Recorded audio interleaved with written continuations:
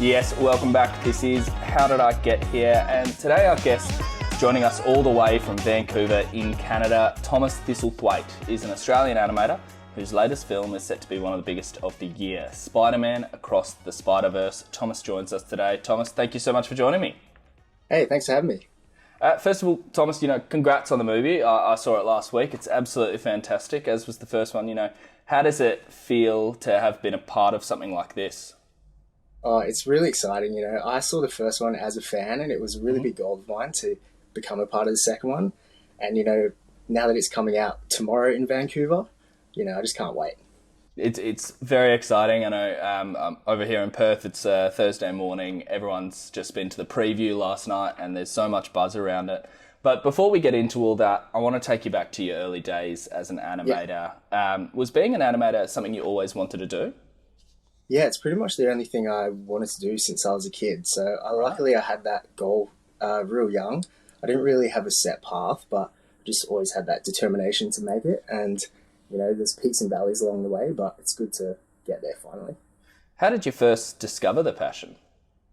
My earliest memory would have been watching Toy Story, Ren and Stimpy as a kid. I used to love just sitting in front of the TV, drawing all the time.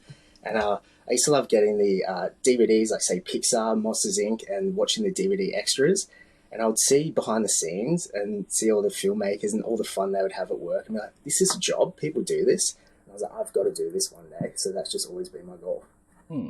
Throughout your schooling days, is it something you kept doing? I know back in the day you used to have things like Flash animations and stuff like that. Exactly right, is that something you got into?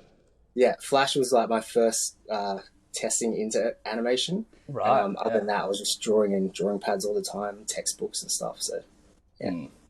We always like to hear about who people were as students here at Student Edge. What were you like as a student? How would you describe yourself?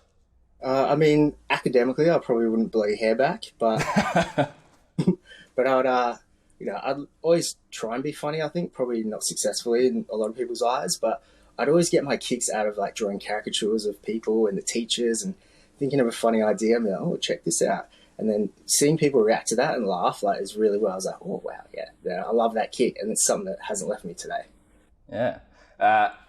I want to take a guess here because we always ask favourite and least favourite subject, but was favourite art or, Definitely art. I wasn't the biggest fan of the art history back in the day, but, as I've got older, I've come to appreciate that, like the pioneers of certain styles and stuff. But back then, all I wanted to do was draw. I was like, just give me a pencil, I don't care, but now I really appreciate that side of it too. And your least favourite subject?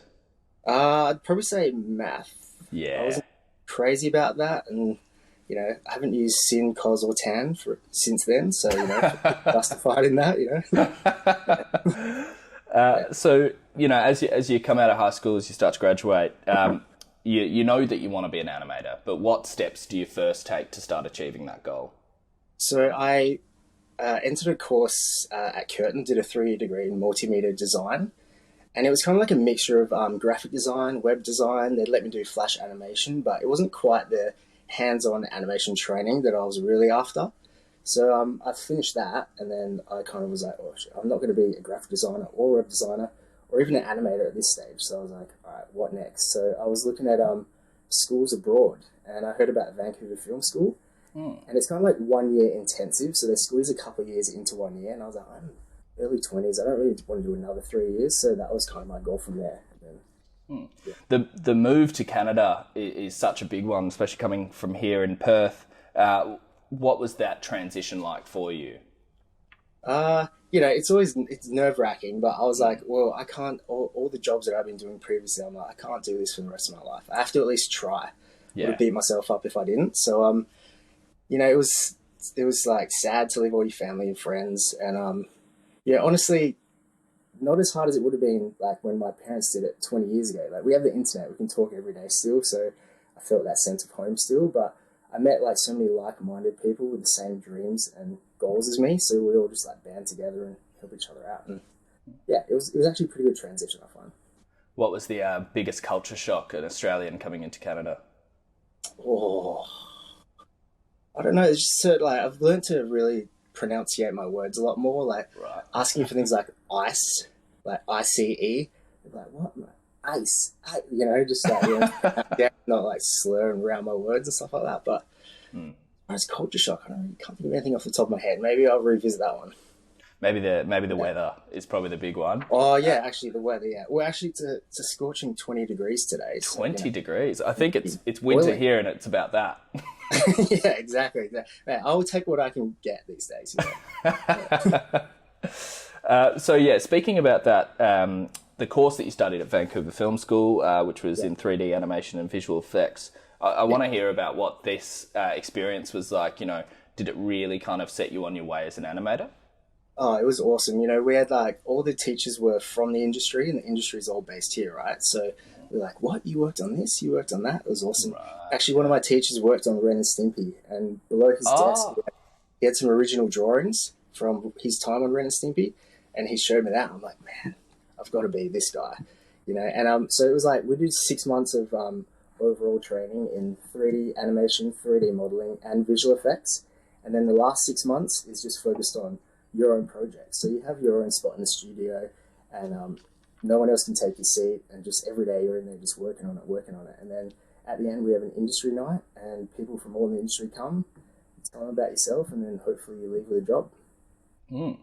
I wonder if you can think back for me. What was the first animation you ever created? Created?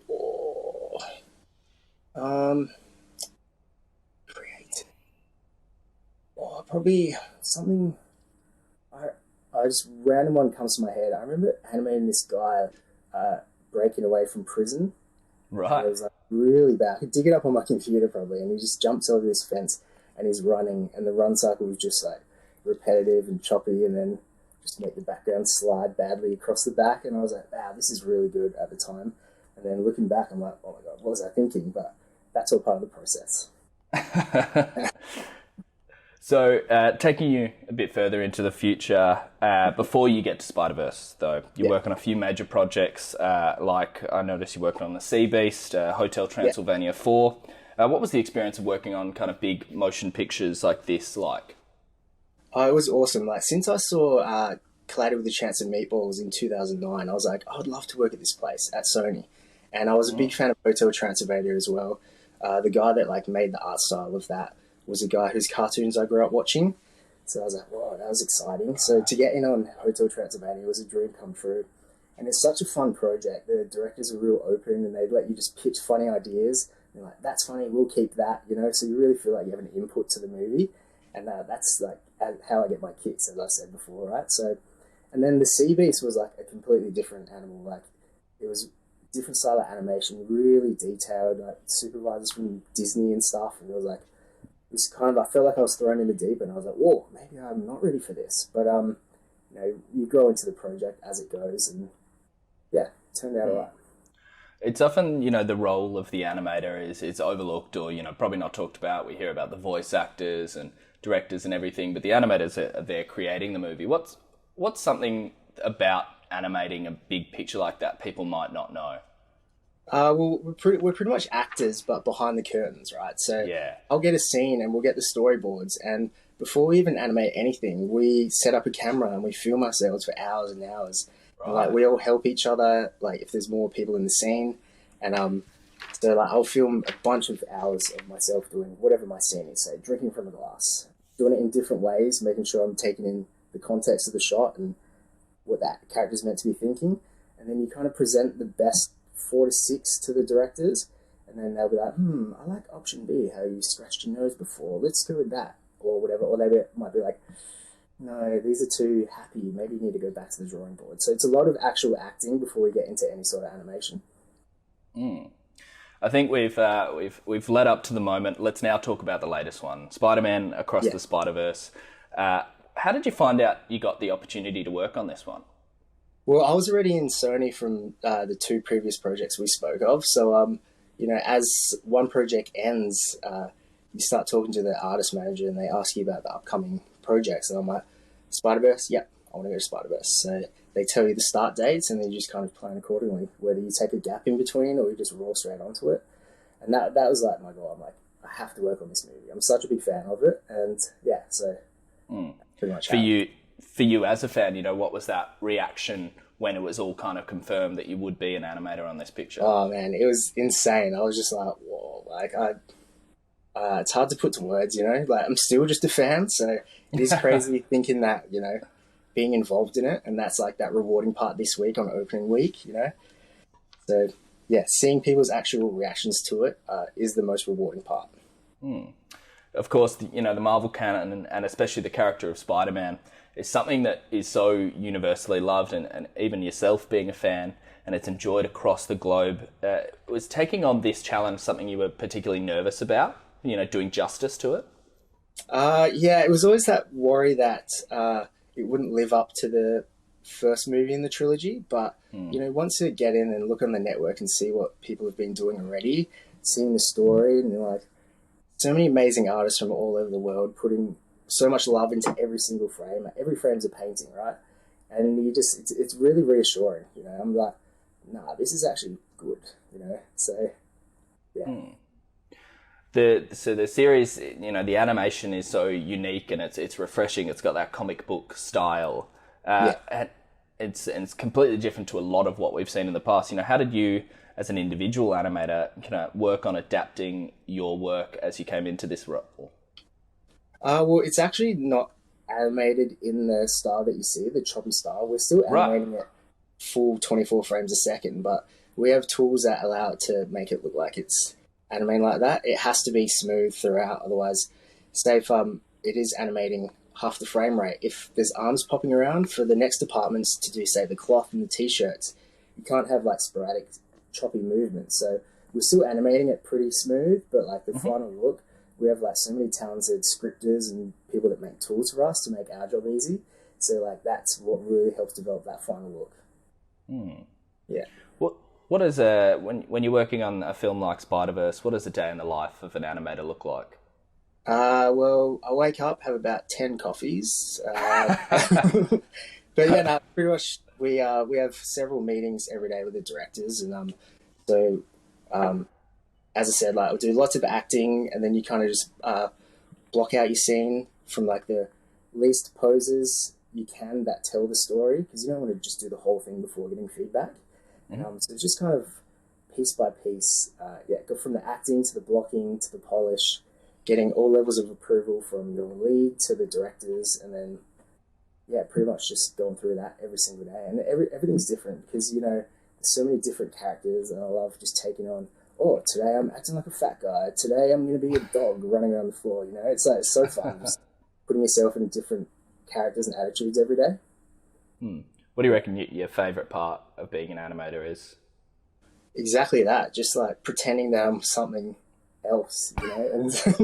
And I don't know, it's just kind of that desire that I've had since a kid that never left, just doing something silly and fun for a job and actually have it be really rewarding as well. I don't think I'll ever get sick of that. Is there any, you know, what are the challenging parts that, I know challenges often make the job worth it. What's the thing that challenges you the most as an animator? It's just like, because you spend so long massaging every single frame. I probably animate like 1 to 3 seconds a week, sorry. So like sometimes you can spend months on something, and then for the sake of the story, they have to cut it or they have to reduce it, and you're like, ooh, I love stressful nights in that. But you realise later on, you look at the editing, you're like, oh, it's for the better of the movie. It's not about me, you know. So there is those peaks and valleys, but in the end, it's always rewarding. So basically, you know, the film comes out today as we're recording this. What are you most excited about as this one releases?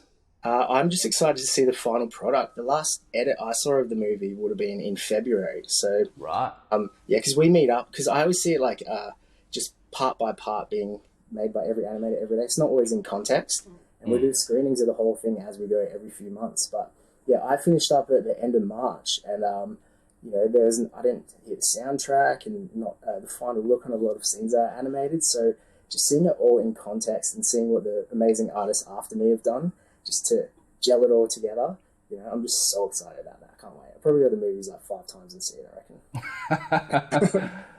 Do you get free tickets, or is that just your? Well, we have a screening. We have a crew screening on the weekend, but other than that, I'll just be buying myself in there.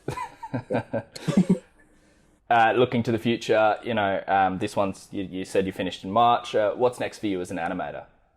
So currently I'm at a different company on a project I can't announce yet, but Right, I'll should keep it be under out. wraps, yeah. Yeah, Netflix next year, and that should be good. But yeah, and eventually I hope to join Spider-Verse Part 3. Yeah. Yeah. Well, so that's kind of leads into the next question. I know you've kind of achieved some of that dream with working on a film like Spider-Verse, but for you, if you can put it into words, what's the ultimate dream as an animator? I think eventually I want to be an animation director on film. Like the guys that I get feedback from every day, they're so inspiring. And I'm like, man, I want to be this guy when I'm more progressed in my career. So yeah, that'll be the goal. But just getting better every project. You look back on work you've done in previous projects and you think, oh, I can actually do this better. And then you realize you're actually progressing. So I just want to keep that path going. And if that leads to being an animation director, that'd be amazing. Now, finally, Thomas, before I do let you go, a hypothetical we ask everyone here on the show. Yeah, hit me. Your 15-year-old self is sitting in front of you. What advice are you giving him? I would probably say get into drama, because I didn't really like being on stage. I was saying like a lot of acting. Never really nurtured that part. So it would have been nice to have actually been a good actor before I realised I had to do so much acting. And I'd probably say another thing would be to actually reach out to people that are doing the job that I want to do. Because I would just like go on websites and look for tutorials, but not actually speak to people who were living it. And maybe that would have set me on a clearer path to where I am now, saved a bit of time. So probably those two things. That is How Did I Get Here for today. Before I let you go, I want to tell everyone who's listening, go see Spider-Man Across the Spider-Verse. I saw it last week. It's out today. It's an absolutely incredible film. You're going to love it if you loved the first one, and there's just going to be more and more great things coming from Thomas, I imagine.